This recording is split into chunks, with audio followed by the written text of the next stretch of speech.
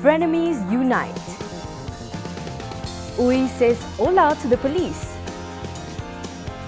This is Cuppa News brewed piping hot for you.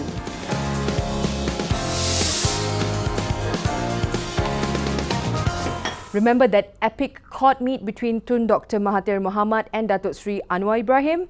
Well, it has borne its first fruit. The former enemies issued a joint statement today opposing the NSC Act. The statement was distributed to the media by Dr. Mahathir's aide, former UMNO leader Datuk Sri Khairuddin Abu Hassan. It stated that the NSC sidelined the powers of the Yang di-Pertuan Agong and the Conference of Malay Rulers relating to national security and liberty of its people. The Act also threatens democracy and denies the rights of those killed to determine their cause of death. When met by reporters, Anwar confirmed the joint statement.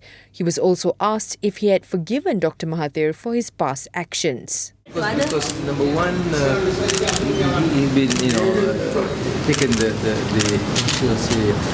initiative to come and play support, which I think is good enough. I mean, of course, some people members of my family expect more. Yes. But I think, given the stature of Tun Mahathir and the whole experience that we went through. Would you want him to still apologise to you since your daughter made that statement? I have explained because the problem was that this came as a sudden.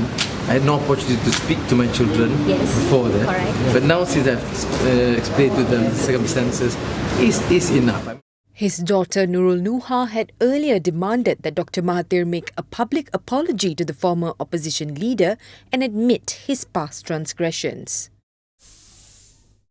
In a separate development, the Prime Minister's wife Datin Sri Rosmah Mansor will not be receiving a leadership award in New York, as was previously reported.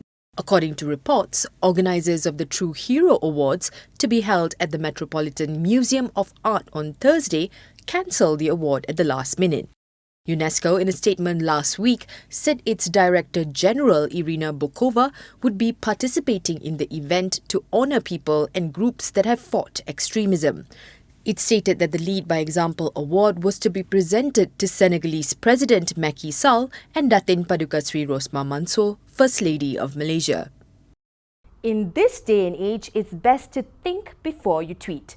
Jelutong MP Jeff Uy, who's come under fire over his post on the death of past spiritual leader Datuk Dr. Harun Din, will soon be saying hola to the police.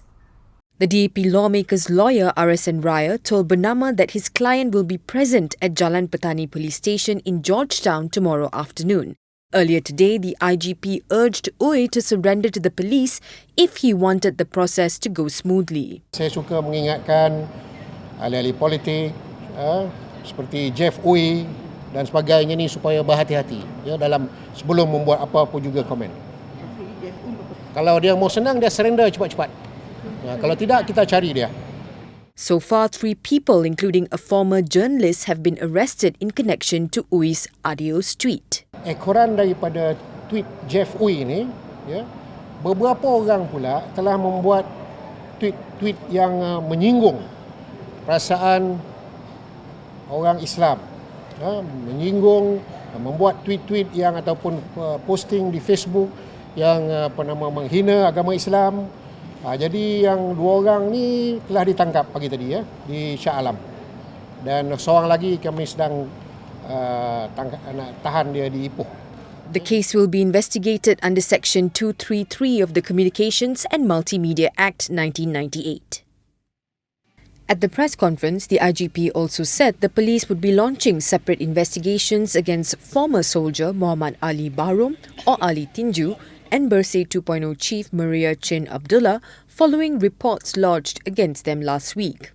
Khalid said Ali Tinju would be probed for criminal intimidation while Maria would be investigated for activities detrimental to parliamentary democracy.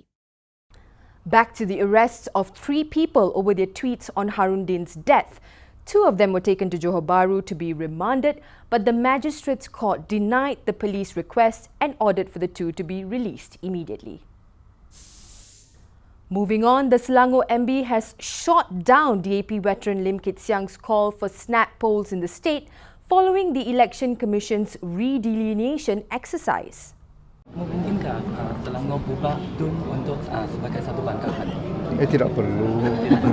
Adakah pilihan raya lebih awal? Tidak perlu.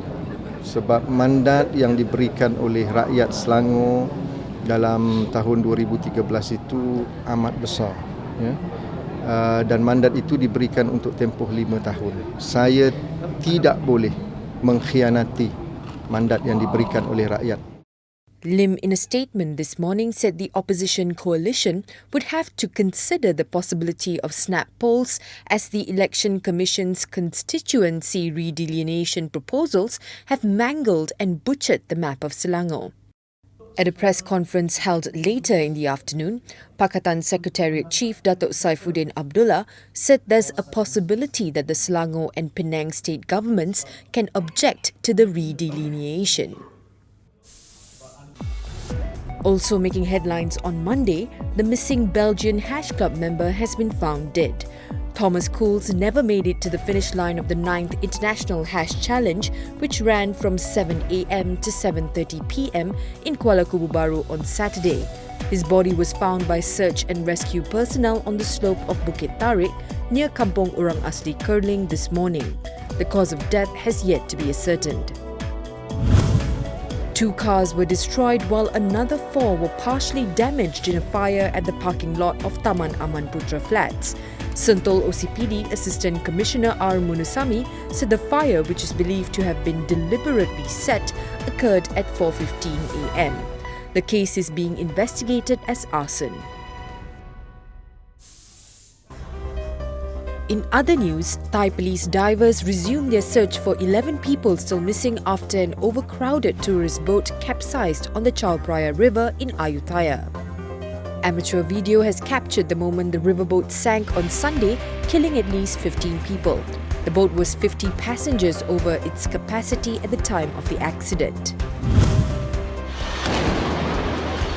US investigators were studying possible links between a pair of bombs detonated in New York City and New Jersey over the weekend, but no evidence has yet to emerge tying the devices to known extremist groups. 5 people have been arrested so far. Fantasy drama series Game of Thrones and comedy Weep won the top Emmys for a second straight year, fending off challenges from newcomers. But the highlight of the show was before the TV cameras started rolling. 3 cast members of hit Netflix series Stranger Things entertained the audience with a dance number. Gaten Matarazzo, Millie Bobby Brown and Caleb McLaughlin jumped on stage to perform a rendition of Uptown Funk.